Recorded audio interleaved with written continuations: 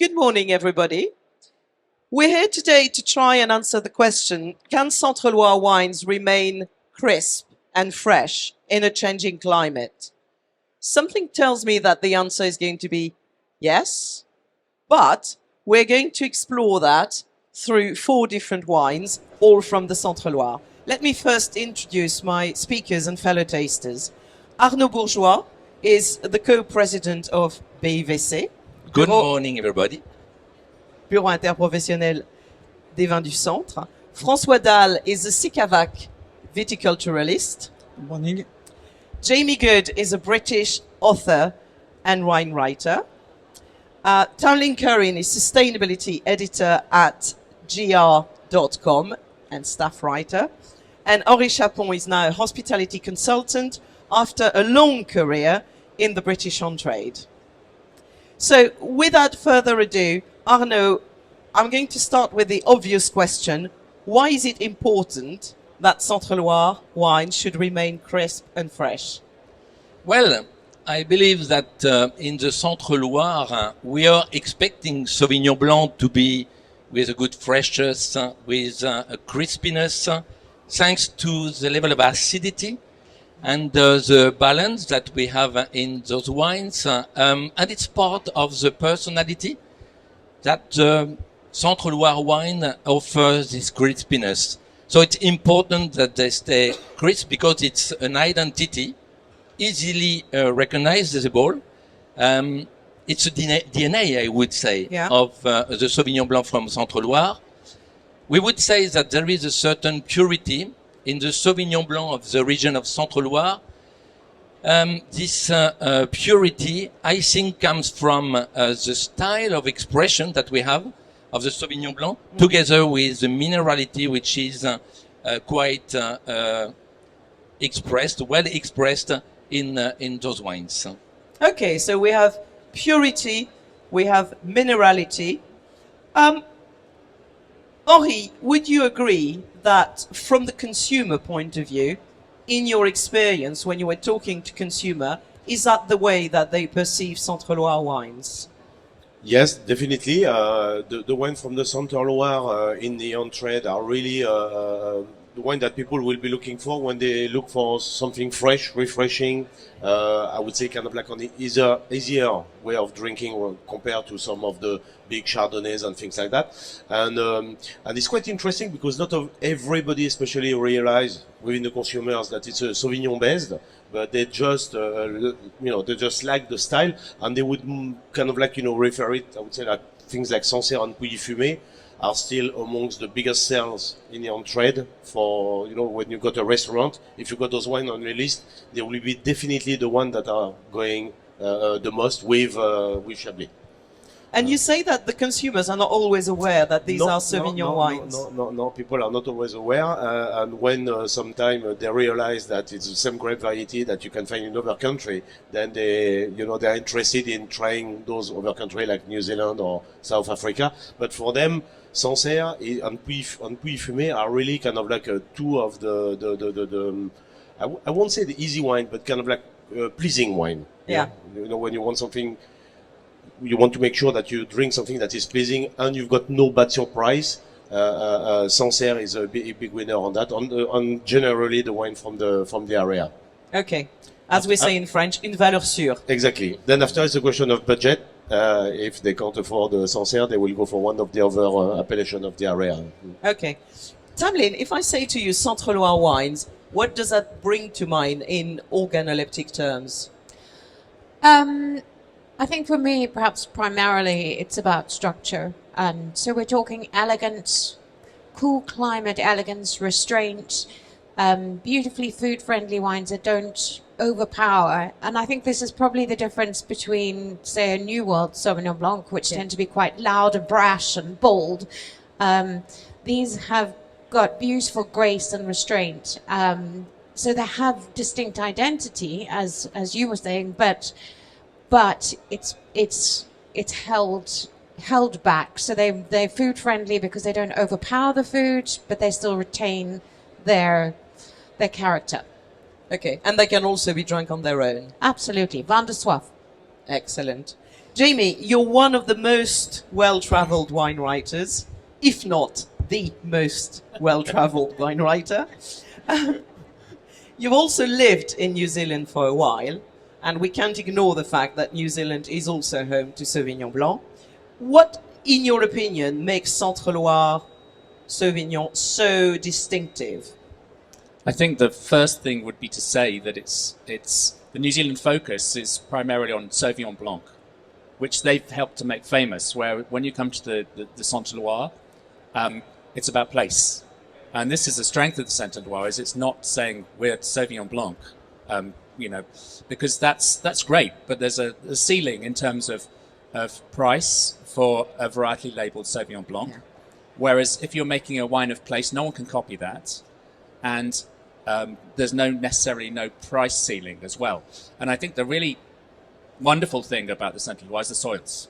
And if you bring a New World winemaker who's been working really hard with a limited palette of soils to work with to somewhere like the Centre Loire, they're just going to wet themselves, because this is like, when I remember the first time I went to the Centre Loire, I was going, oh my word, this is like amazing vineyard site after amazing vineyard site. And amazing vineyard sites being used to make some quite low priced wines. And I think that this is just a treasure trove of resources. This is a very, very rare in the world of wine that you get this palette of soil types with this, underlying theme of limestone, which, is fantastic and is relatively underexploited, I think, at the moment. There's so much potential. I think it's a very exciting place. So when you say underexploited, that calls for another question. What do you mean by that? How could it be more exploited? I think it was touched on earlier. People have heard of Sancerre, they've probably heard of Puy-Fumé, but the other appellations are relatively under the radar, but they've got fantastic soils as well. This is the thing. And it's because in the past, the market wasn't going to pay 30 euros for a Cottage Genois, and it's now the market will pay that if it's good. The market for wines has, in terms of people's ability to pay for them, for obviously this is not everyone, but people will pay a lot of money for really good wines, and they're much more open-minded now. They don't think it has to be Sancerre. And in fact, a lot of people will say, well, let's go to the other places and see, because Sancerre is so famous that there's a premium that comes from being famous. Yeah. And let's go and explore these beautiful expressions of terroir. And that's why they're underappreciated, I think, in the past. But now I think the market conditions are that if you can find a route to market, and this is the key thing for selling wine anyway, and you can make something compelling, you can get rewarded for that. In the past, people weren't going to pay more than a certain amount for, these other appellations because they weren't famous. So that restricted the ambitions of the wine grower. So I think now there's a real opportunity. What do you think about that, Henri?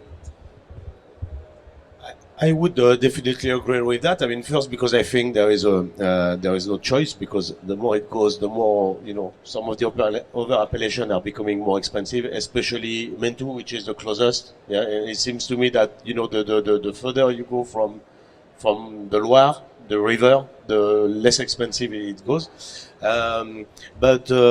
Yes, I think there are definitely other styles to discover in the area.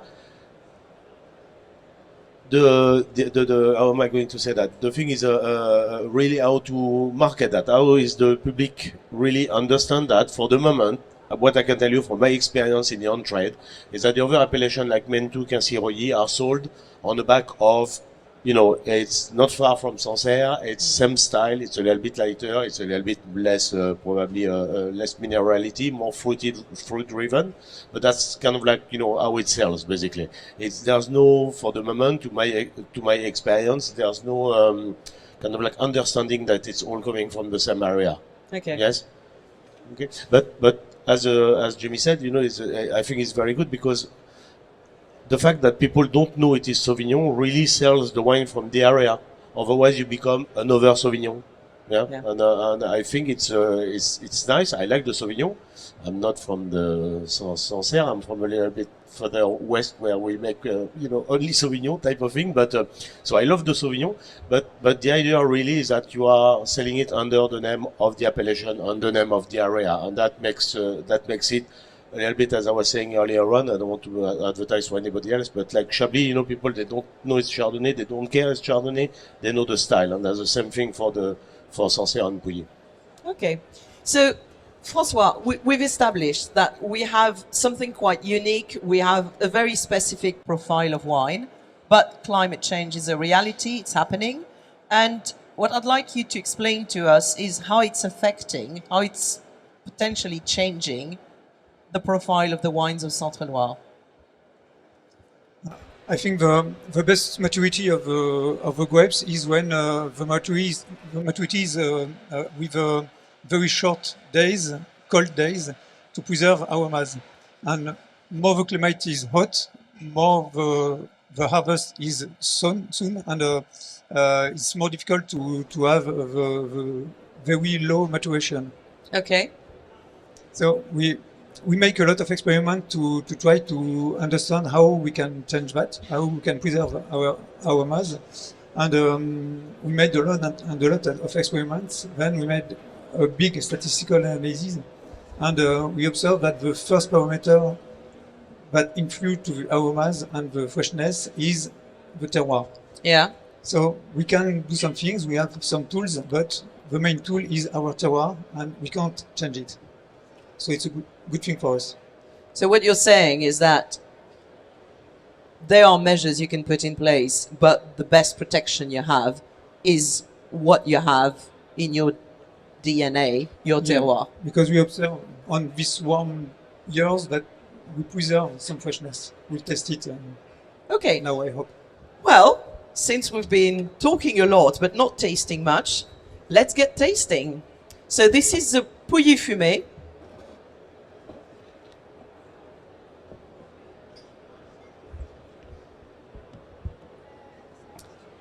I'm going to put you on the spot.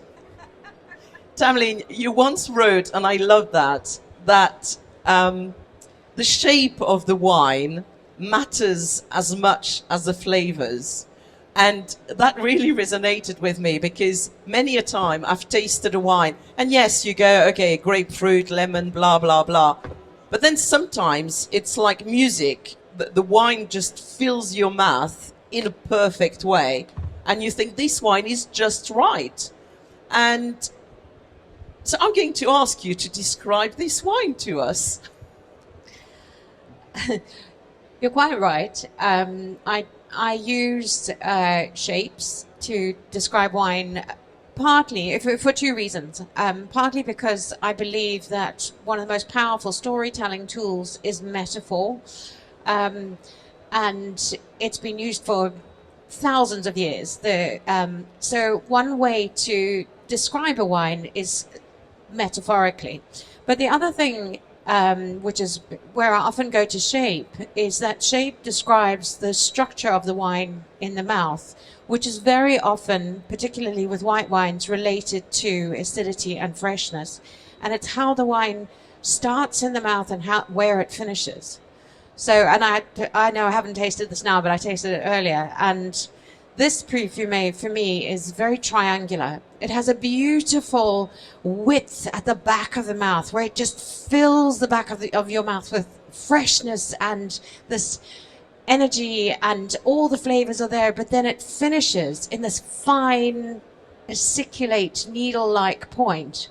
So for me, this is a beautiful triangle with a wide flare of flavors at the back, and then this neat, linear, precise finish. Precise. I'm so glad you used that word because I had that literally at the tip of my tongue. Jamie, what would you add to this beautiful description? It's very hard to add because I think what Tamlin's one of the things she's doing so well is she's describing the wine in a holistic way. So I think that one of the things I think is the wine as a whole, and so often we're taught in education about wines to take a reductionist approach, break it into little components. Yeah. But that never really captures the essence of what the wine is. So I love these different ways of thinking about wine, almost stepping out of, because what we have in our brain, I know this isn't a direct answer to your question, but we have all these pegs that we hang all these descriptors on, you know. So we first of all, we prototype the wine. We say, this is Sauvignon Blanc, or this is Fumé. And then we go to the list of words that we have learnt to associate, and we say, is it this one? Oh, well, I'll just take any 4 of those words and put them into my tasting note. Sometimes we forget to dwell in what is in the glass. You know, the words get in the way of the actual Yeah. perception.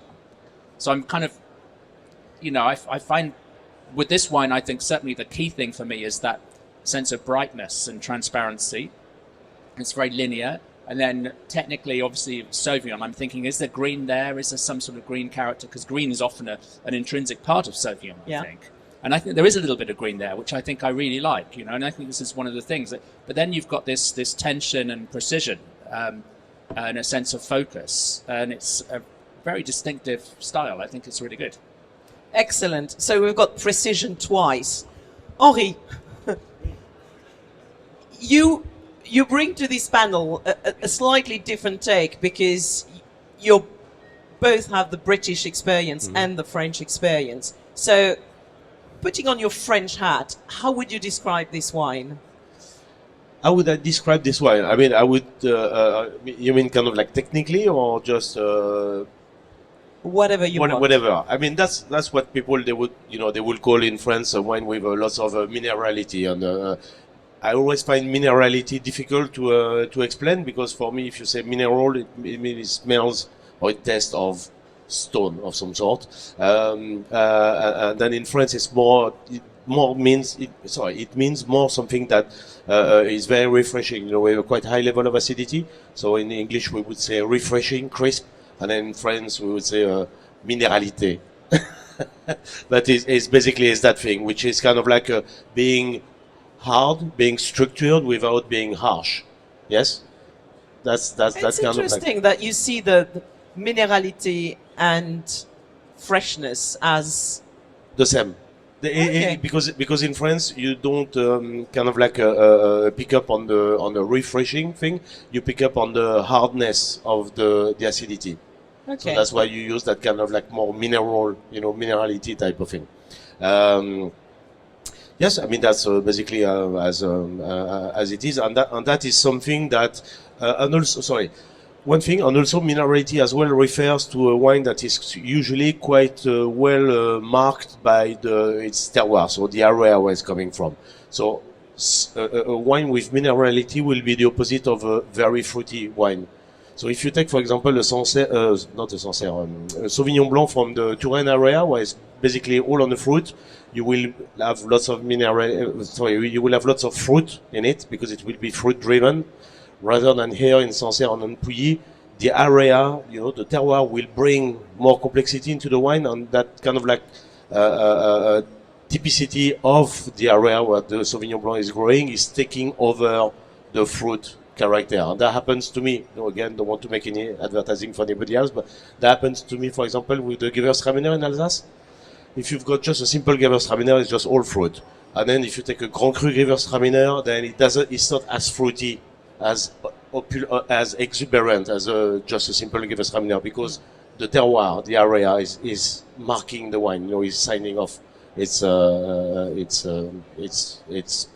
capacity, its gives power. it added value. Yes, exactly. And that's what we've got really with the Sauvignon Blanc in this area. Okay, so we've established that this is a superlative wine. It's got precision, it's got acidity, it's got freshness.